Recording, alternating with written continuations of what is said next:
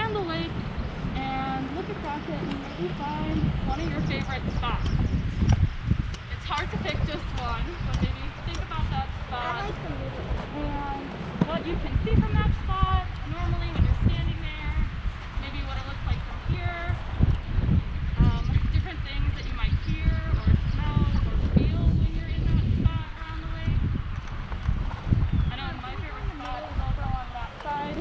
It's really pretty when the sun sets. You can kind of see across the lake and over towards campus. Does anyone else want to share maybe where their favorite spot is or one of their favorite spots? Mine's over there in the fall when all those leaves change. Yeah, it's really pretty, a pretty view. All those leaves. Mine is the middle. The middle of the lake? Oh, lucky for you. We'll probably be able to go pretty close to that today. Yeah? I love the island. Yeah, the island. Yeah, the island is super neat. Yeah, thank you for everyone who shared. So I am Liz. I am a naturalist here at Weekly, and I'm a student at UWSP. And I've lived in Point for probably about 4 years, my senior year. And while living here, I have just loved Lake Joanis so much. I've walked these trails. It's probably easily my favorite place in Schmeekly. And like we all kind of shared a bit before, everyone has seen Lake Joanis and has their own experiences and memories from around the trails and shore. But there are some facts and history and stories and features of the lake that aren't as obvious from the shore as they are. And sometimes you just need a little bit of a new perspective to see them. So today we're going to be heading out on the water and seeing things from on the lake versus from around it. And we'll be talking a little bit about its history and some of the creatures and animals that live in it and just some of the other stories from it. So before we get headed out, just a few things. Everyone has on their life vests. Please keep these on the entire time that we're out on the water for your safety. We want you to be safe while you're enjoying yourself. Another thing about canoes and kayaks, like paddling wise, if you have a kayak paddle, you can kind of, well, canoe it works too. If you hold it, you can kind of put it up on your head, and the distance your hands should be apart should be kind of like a right hand angle. So roughly that way, that's about the right distance. And then if you're using a canoe, it has that little T grip, so you're going to have your hand over that and then just kind of like paddle it that way and switch sides. And when you're in a canoe working with another person, make sure you're on opposite sides of the boat when you're paddling. Yeah, so our first stop is going to be over towards that end of the island. I'll kind of be in the lead and we'll stop over in that area, the top. We can all get in our canoes and kayaks and just kind of pay attention to something maybe that as we get closer to the island that you might not have been able to notice from shore. So if y'all want, you can Use this. help you in canoes. You gotta put this in the middle. Paddling in the panda. I love the color of the water. It's very green. We'll pretend we're not. So our group over here was talking about going, they've been out to the island. Has anyone else been on the island before? Yeah? When did you go? During the winter when it's frozen. Yeah. During the winter, that's when we're out there. Yeah, it's popular to go out and walk across the ice when it's hard to. This one was great because it was before it started snowing. The ice was skate. Oh yes, it was super, super clear.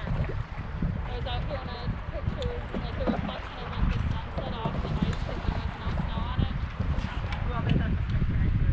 Get out at sunset. Yeah, it was really fun.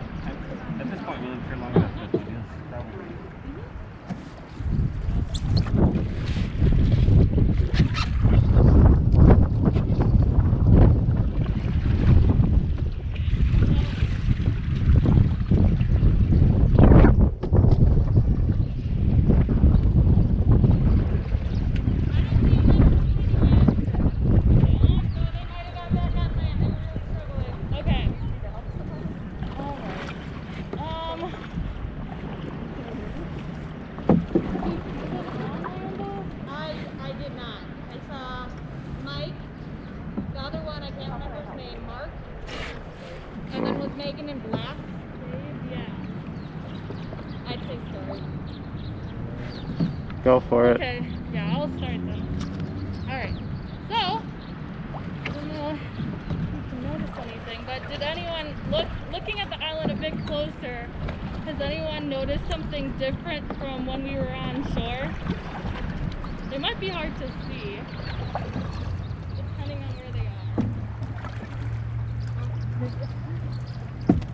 But there are actually geese nesting on the island right now. I discovered that early this week. I saw one, but I wasn't sure if it was alive or dead. It wasn't moving. Yeah, Oh, the next it's probably nesting then. Yeah, so they're nesting on the island at the moment. And yeah, so that's something fun that I found out earlier this week.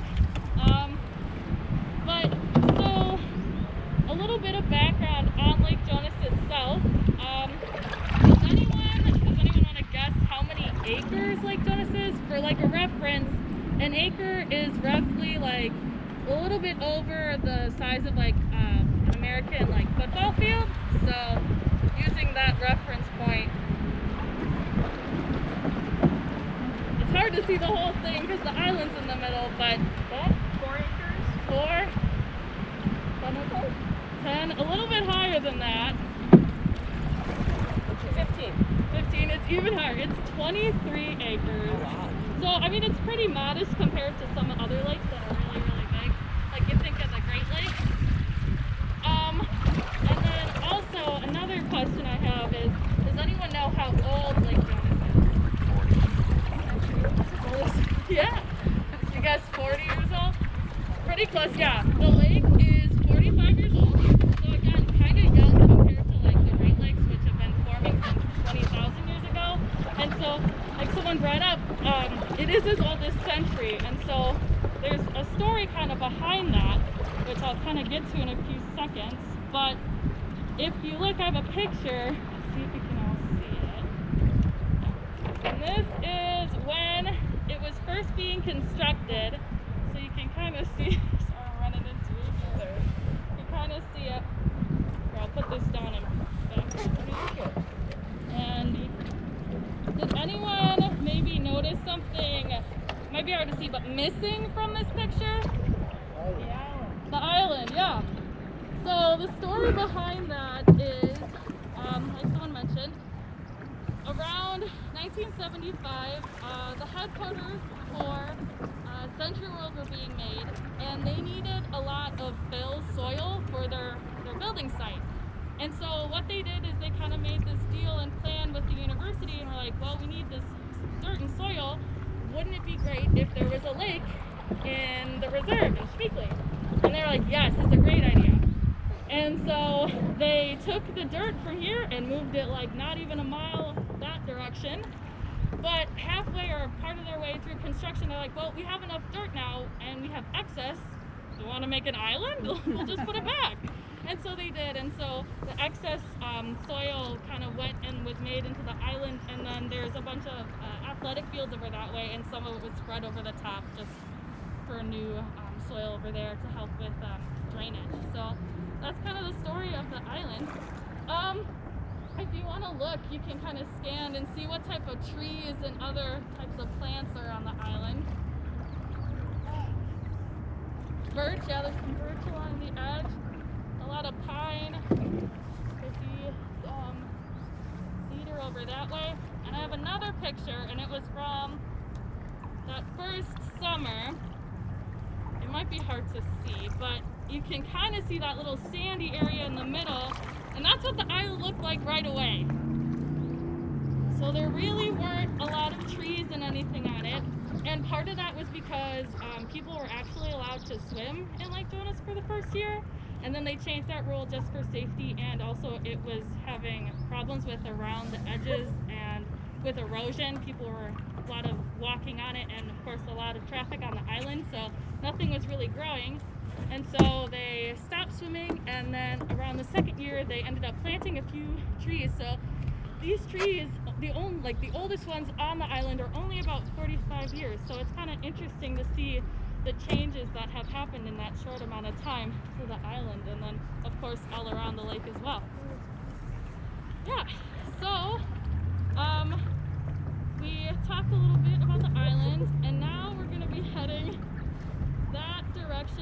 there's this little alcove over there past this bench. We're gonna head over, it's a bit shallower there. And as we go that way, I want you to maybe kind of look over the side of your canoe and kayak as we travel that way and maybe notice if you see anything below the water or if you notice any wildlife above the water.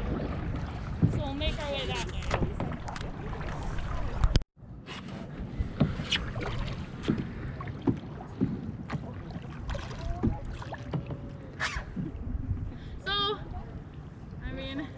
Kind of noticed the geese over there as wildlife above the water, but as you were coming this way, did anyone notice anything below the water? Yeah? You saw a fish? Nice, bluegill. Neat. Yeah, lots of fish.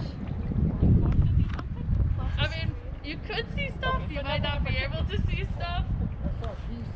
Yeah, geese above the water, yeah, they're all around the place. Yeah.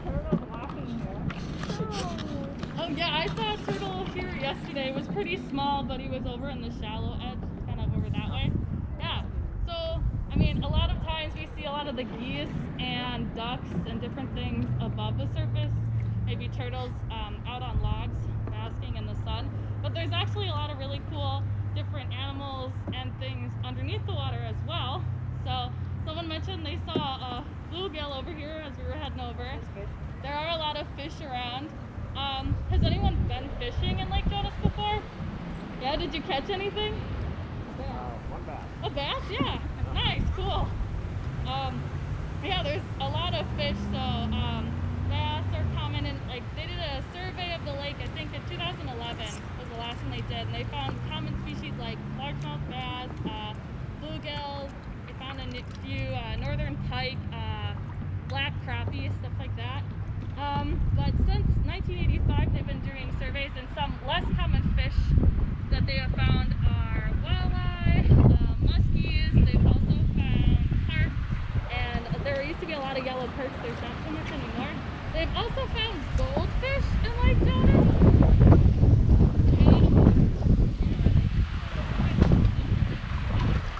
Yeah, that brings me to my next point. The lake has never officially been stocked before, so all the fish in Lake Joanis actually have come from outside sources, most likely people from the community just dumping fish into the water. Yeah, no, it's never been officially stocked ever by any person. So I will have you know, I'll discourage you from doing that. You really can't. It's illegal in Wisconsin to transport live fish away from their bodies of water that they live in. So don't dump any fish in here, but it's just kind of a fun fact that that's where they all originally came from, and now it's just been them spawning.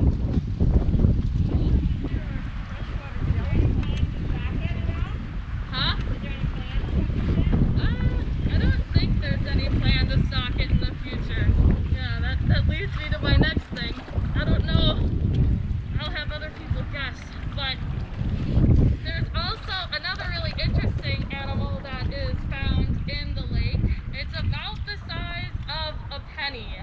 Does anyone want to guess? Freshwater jellyfish? Yeah. Yeah. So there's actually freshwater jellyfish in Lake Joanis. I have a picture of what they look like. They kind of look like this, but they're a lot smaller, the size of a penny. And on really nice, warm days, you can see them. They like to come up to the surface and kind of catch the light. So if you're walking around and it's a nice sunny day, you can look out for them towards the top of the surface. And people who have done studies on the lake think that similarly to how the fish have been brought to the lake, the jellyfish probably were in water that was dumped with those fish, or if you just had dumped water in it before, brought different types of wood and woody debris and put it in the lake, that's probably where those jellyfish came from. So they were introduced from outside sources as well. One last thing. I don't know, you probably noticed it a little bit. It's pretty shallow here, but in this whole kind of area we're in right now is probably the shallowest part besides closer to the shores. It's about 3 to 6 feet deep here, but the next place we're gonna head to is the deepest point, or near the deepest point in Lake Joanis. Does anyone have a guess of how deep the lake is, or how deep it gets? 24 feet, yeah. So it gets pretty deep. I have a map. You can see it kind of, we'll see. It's kind of hard to see, but yeah, this is more of the shallower portion over here, and it gets deeper over by that corner over there. So yeah, in that corner over there. And we're gonna be heading over there for our last stop. So as we are headed towards that direction, I want you to maybe think of any stories or changes that you've observed around the lake in your lifetime, and we'll talk about that at our next stop. Alright, so we're at our last stop, and over there we'll probably end up floating this way, but over there is where it's the deepest. So while we're here, it might be hard to hear because of the wind, but I want you to just kind of sit and listen.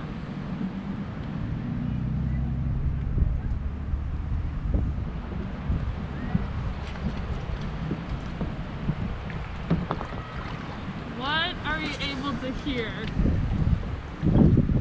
Besides, lots of wind. Are people yelling? Yeah, people yelling. Sometimes they just do a bit, but you can sometimes hear the motorcycles. It's because, I mean, you think about it, Lake Joanis is part of Smeekley, and Smeekley isn't a very, urban place.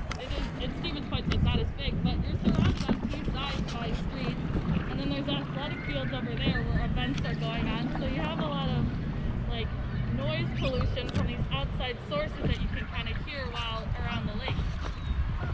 It kind of brings you to our last point of being part of this urban area. People have a lot of influence and impact on Lake Joanis. We kind of talked a little bit about that before with the fish and the jellyfish. A lot of the species that are in Lake Joanis have been introduced by people and outside sources. If you notice, in the summer, there have been a lot of big black cages along this side, and that's actually a research project going on, and it has to do with an invasive aquatic species called Eurasian water milfoil. And so inside of those cages are these little weevils. They're little aquatic insects, and they actually eat the invasive Eurasian water milfoil. And so those cages are just to kind of keep the weevils protected from fish and stop them from eating them. And then the idea of that project is to kind of see how big of an impact the weevils have on the milfoil.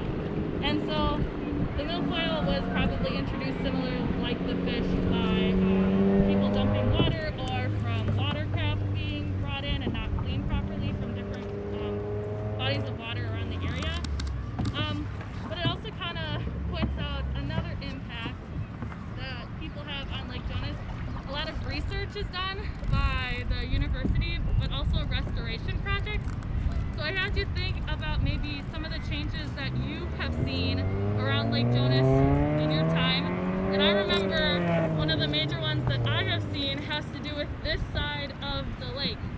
So as a freshman, I remember driving down this road and barely being able to see the lake because there are all these really big trees in front of it. But I don't know if any of you remember, there was a really big windstorm in 2017, and it ended up knocking down a lot of the trees that were on that side of the lake. And so for the past 4 or so years, they have been doing a restoration project. So they took out all the fallen trees, and they've been planting native grass and tree species on that side, and that's been a big restoration project that's been going on. So it kind of shows that not all of the impacts that we have on Lake Joanis are necessarily negative. Some of the ones that we have are more positive. Does anyone have any other stories that they'd like to share about Lake Joanis? Alright, we'll start over here and then we'll go this way. I remember there was a part over here where the trail was not even at all. And there were a lot of hills and exposed roots. And it was quite a tripping hazard. Yeah. And then they put it over and they put walls up on the lakeside. Yeah, they do a lot with the trail work around to keep it nice and even for people.